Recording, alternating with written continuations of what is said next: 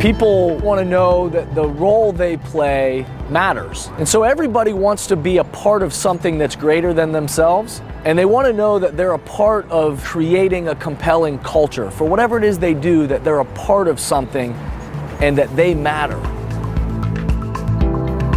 The next step of our journey is going to require us to think about who we are going to be, how we're going to put that oxygen mask on every day, what are those steps we're going to take forward, and then are we going to choose to be a person of passion, or are we going to choose to be somebody who's merely interested? But what people are often experiencing is that we're distracted, which often becomes divided and sometimes disgruntled, which then can lead to being disconnected and disengaged. He said, where you look is where you go. And it's never been more important for us to think about what has to get our eyes, our focus, our attention, our heart today. So we do this work to engage the minds and hearts of people, to provide a different voice for what it means to practice authentic leadership in the world today. Culture is not an add-on. It's everything.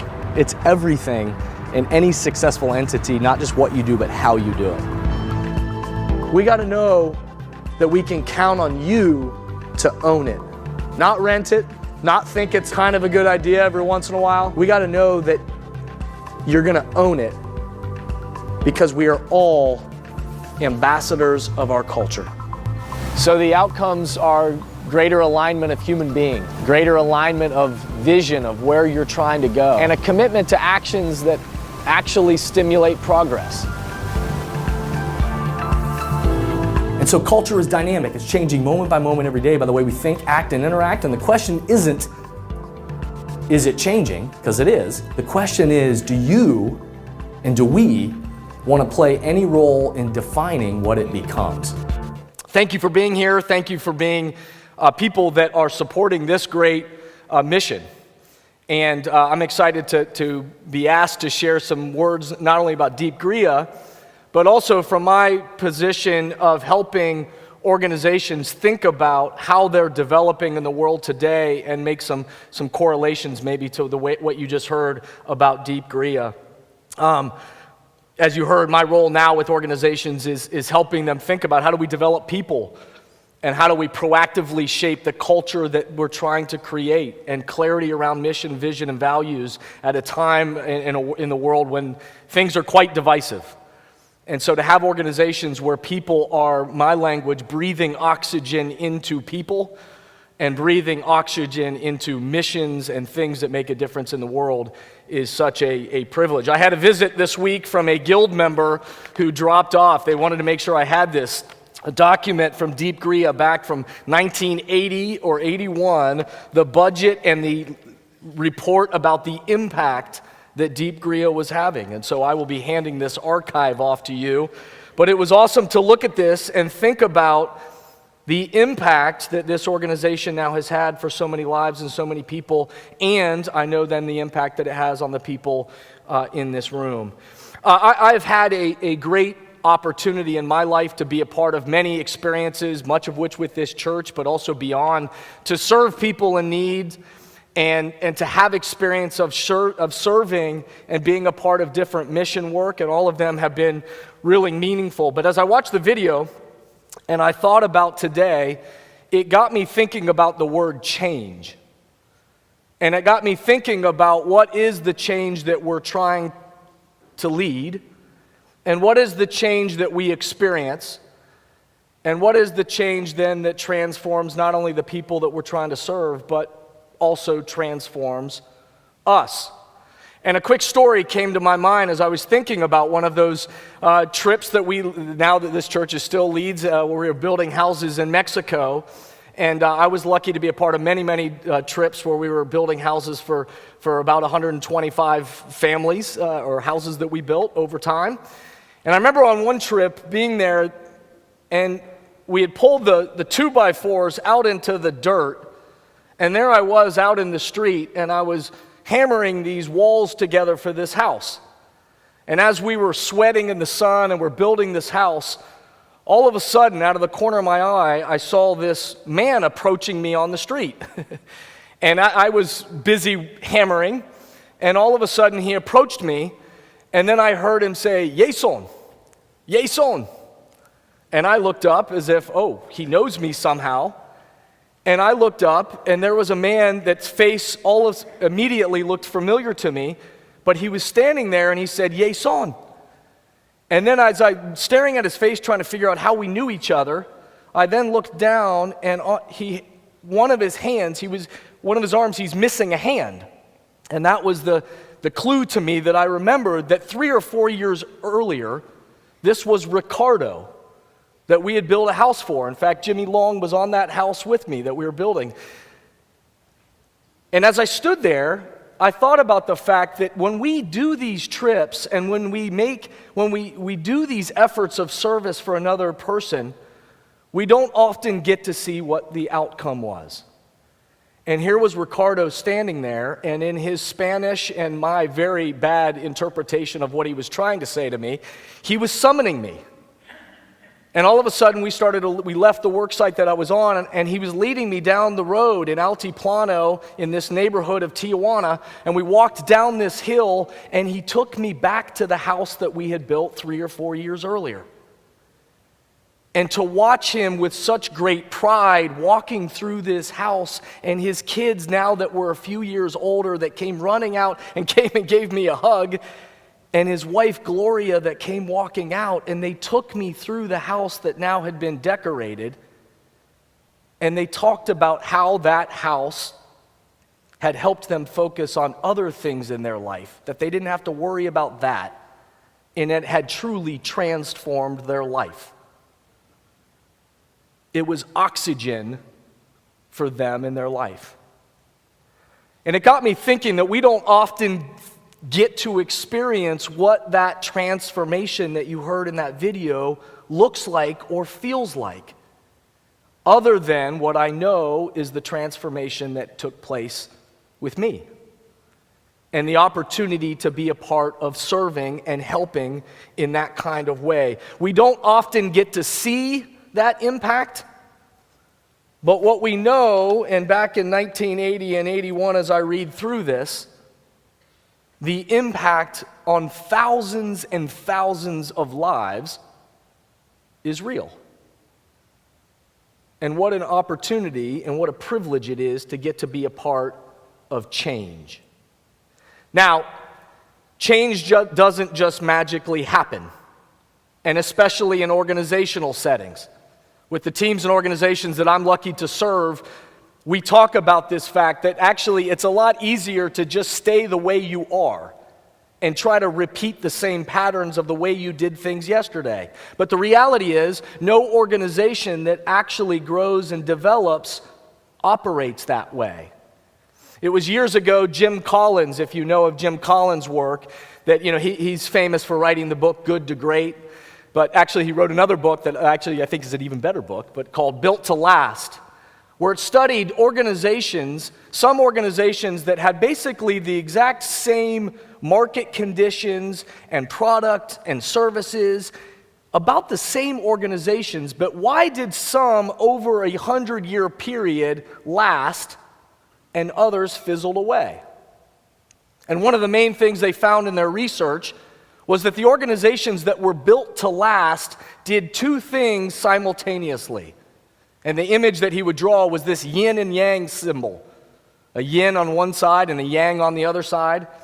And the yin of what these organizations did is that they preserved the core. You heard in that video the language around what was the core from the very beginning. These organizations that lasted over time, they preserved the very core of what their mission was, the purpose of why they were compelled to do the work and meet the needs, and they, with great conviction, they understood the core of why they began as an organization, and yet they didn't stay there.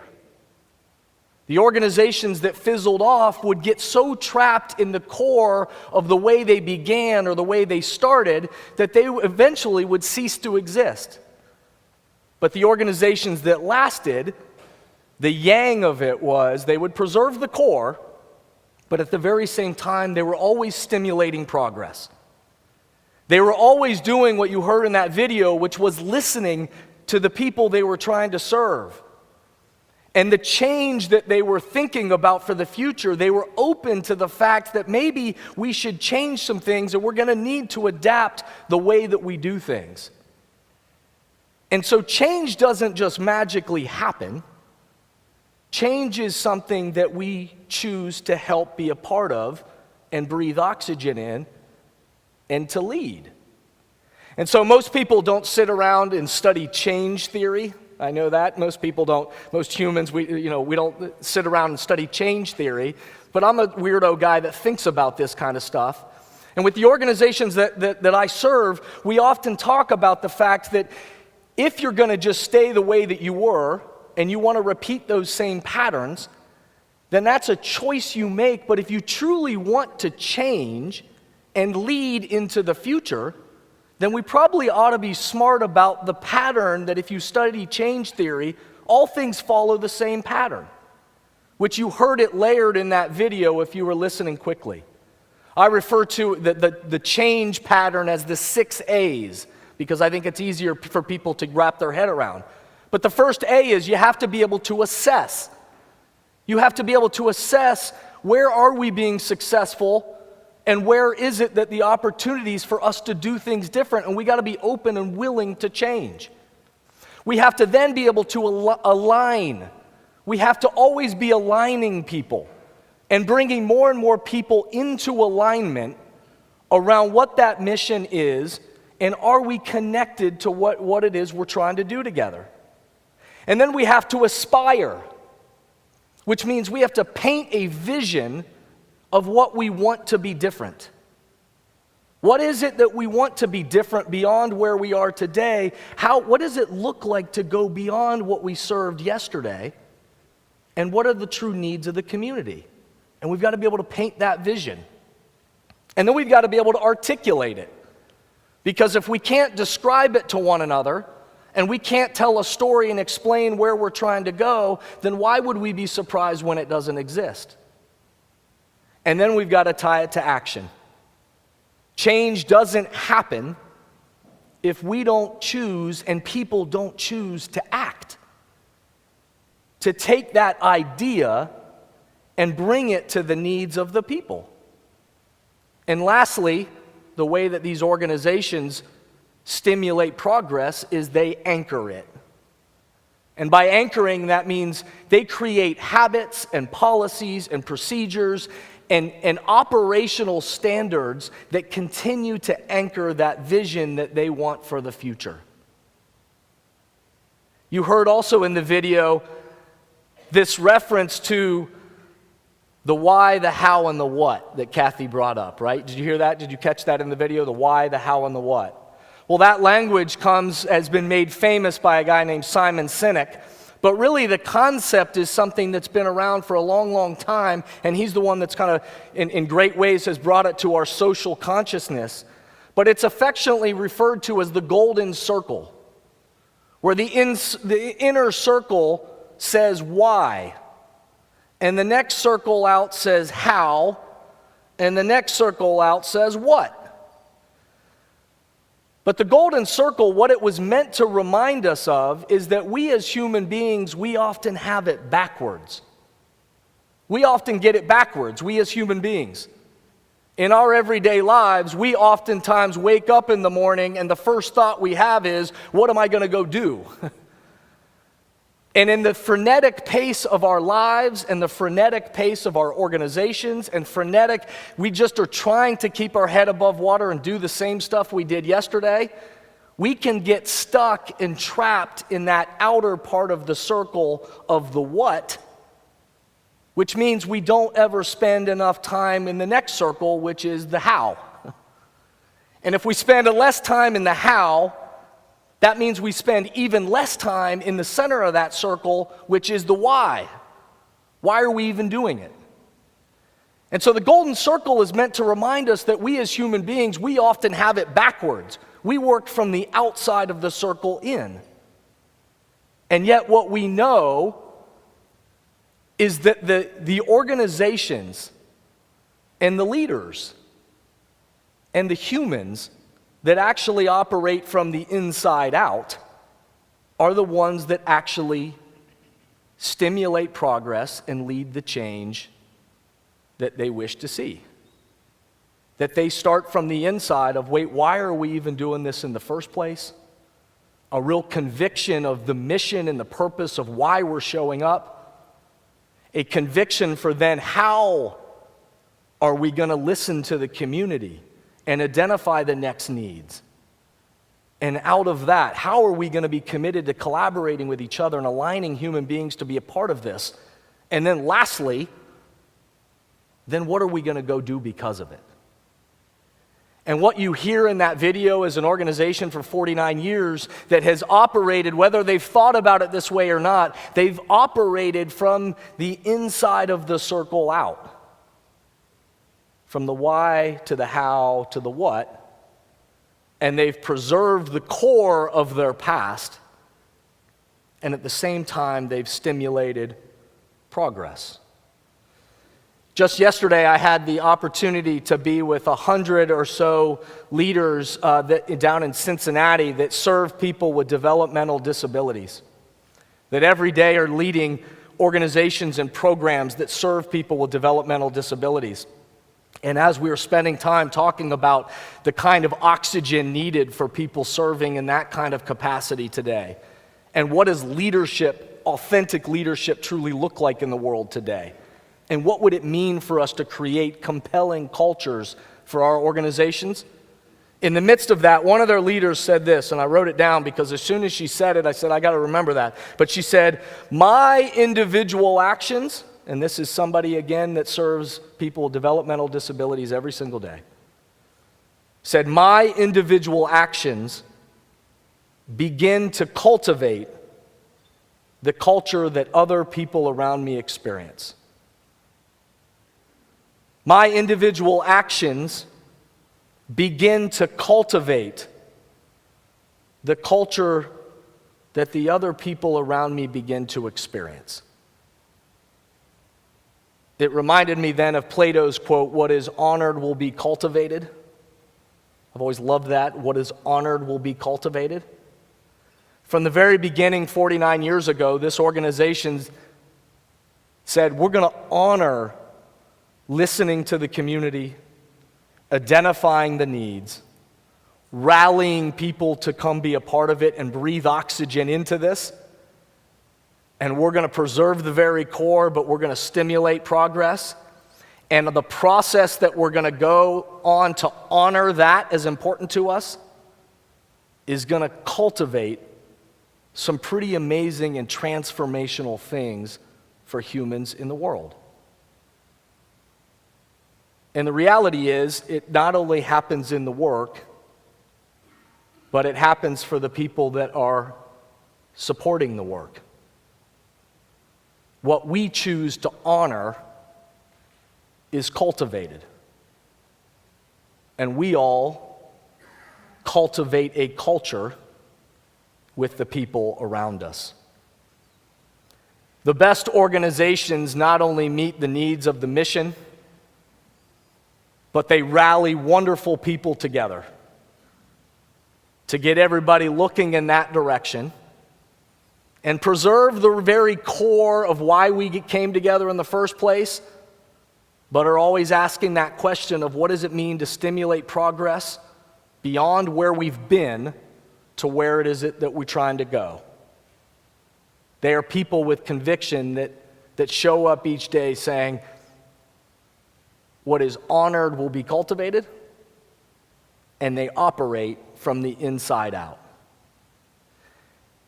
I hope that as you leave here tonight, you know that your support of this mission, that you breathe oxygen into those efforts for the future of where this organization is going. That you are a part of that. And my hope is that not only will the lives that we may see, but we probably won't ever see, that will be transformed, I hope one of them that's transformed is yours. and what is honored will be cultivated. Thank you for having me.